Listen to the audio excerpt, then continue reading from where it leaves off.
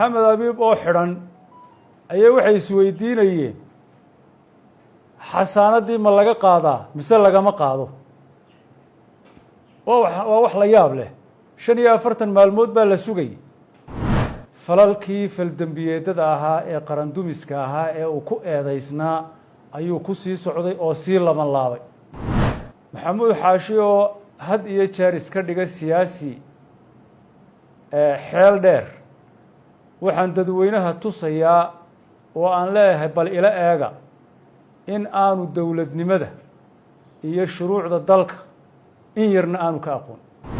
wuxuu la kulmay mas-uuliyiin somalilan duminteeda ka shaqaynaya.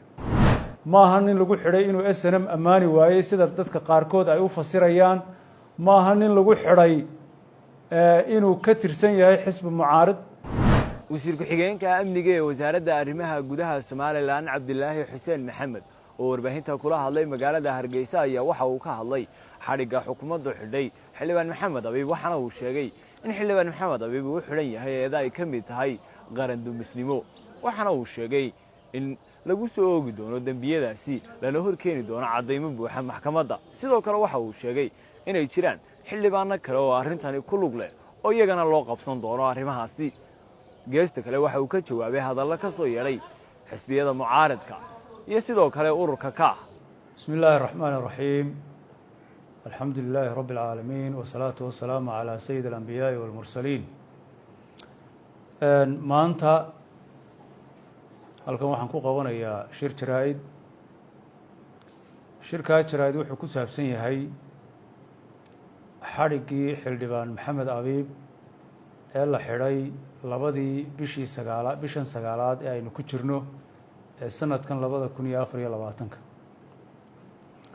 waxaan doonayaa inaan dhowr kelmadood ka idhaahdo oo aan dadweynaha la socodsiiyo xadhiggani waxa uu yahay iyo sida lagu qabtay iyo waxyaabaha badan ee laga sheegay waxay yihiin.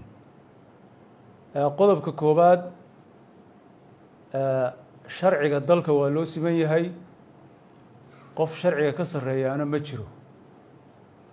hadduu yahay xildhibaan, hadduu yahay wasiir, hadduu yahay madaxweyne, hadduu yahay guddoomiye maxkamadeed, hadduu yahay xil kasta oo uu qof hayo, sharciga dalka waa loo siman yahay. qof sharciga ka weyni ma jiro.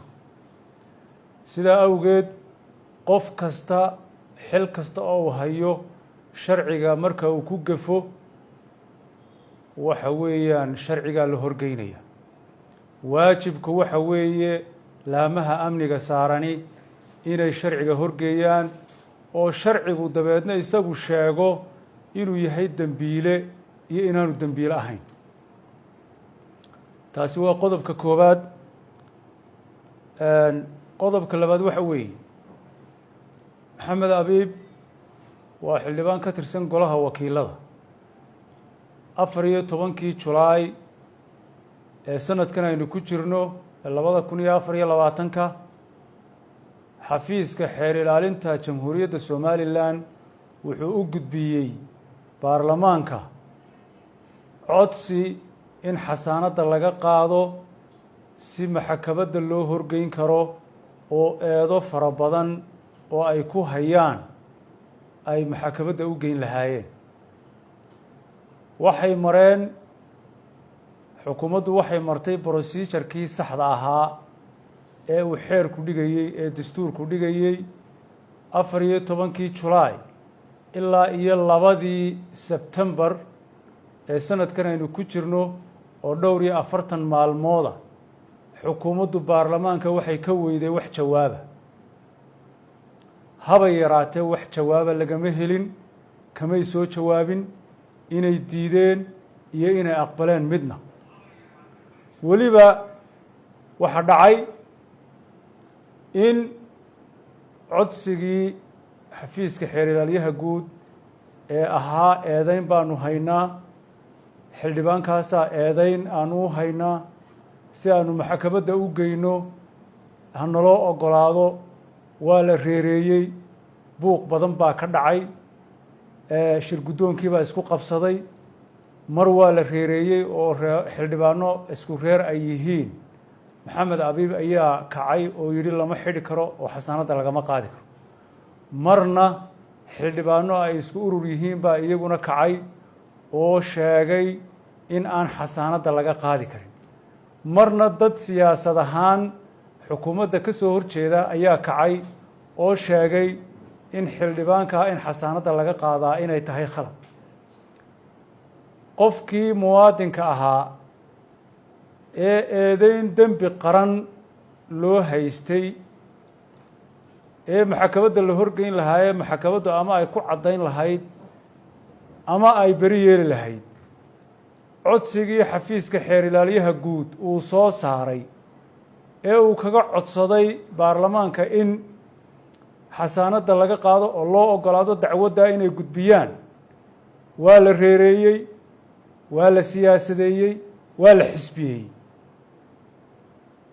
isla markaana baarlamaanku dhowr iyo 40 maalmood wax jawaaba xukuumaddu kamay helin arrintaasi waxay noqotay dhiirigelin xildhibaan maxamed abiib iyo kuwa kale la midka ah ee aan la soo gudbin waxay u noqotay dhiirigelin aada u weyn waxay abaabuleen mudaaharaado aan ogolaansho loo qaadan xildhibaanku wuxuu abaabulay mudaaharaad aanu ogolaansho u qaadan oo uu boorame ka sameeyey wuxuu ku sii socday falalkii faldembiyeedada ahaa ee qarandumiska ahaa ee uu ku eedeysnaa ayuu ku sii socday oo sii laban laabay wuxuu sameeyey waddamo ayuu u dhoofay debedda ah wuxuu la kulmay mas-uuliyiin somalilan duminteeda ka shaqeynaya baarlamaanka jawaabta laga waayey waxay keentay dhiirigelin isaga iyo kuwii la midka ahaa laamaha amniga waxay qasab ku noqotay mar haddii baarlamaanku isagu shaqadiisii qabsan waayey oo uu xasaanaddii ka qaadi waayey oo uu jawaab soo celin waayey laamaha amniga waxay qasab ku noqotay inay shaqadoodii qabsadaan oo cid alla cid kasta oo xeerarka jamhuuriyadda somalilan meel kaga dhacaysa weliba gaar ahaan kuwa ugu waaweyn ee qarandumisnimada la xidhiidha in aanay eegan karin oo ay tallaabo sharciga waafaqsan ka qaadaan sidaasaana lagu xidhay xildhibaanka waxaana la horgeyn doonaa maxkamad eedeymaha lagu hayana oo qodobaysan oo caddooyntoodii watana waxaa la horgeynayaa maxkamadda ay khusayso waxaan markaa dadweynaha u sheegayaa ma aha nin lagu xidhay siyaasad ma aha nin lagu xidhay inuu xukuumadda ka soo horjeedo ma aha nin lagu xidhay inuu snm ammaani waayey sida dadka qaarkood ay u fasirayaan ma aha nin lagu xidhay inuu ka tirsan yahay xisbi mucaarid waxaas oo dhan laguma xidhin waxaa lagu xidhay eedeymo waaweyn oo qarandumisnimo la xidhiidha oo caddeymahoodii laamaha amnigu ay hayaan oo ay maxkamaddana u gudbin doonaan waxaan markaa dadweynaha ka codsanayaa in ay sugaan inta maxkamadda la horkeenayo ee eedeymahana lasoo bandhigayo ee caddaynteedana lasoo bandhigayo dadweynaha intaasaan leeyahay waxaa kaloo aan ku darayaa arrinta tan markii ay dhacday xildhibaanka la xidhay dad fara badan baa ka hadlay siyaabo kala duwanna way uga hadleen waxa aan ugu horreysiinayaa baarlamaanka oo shalay tashiray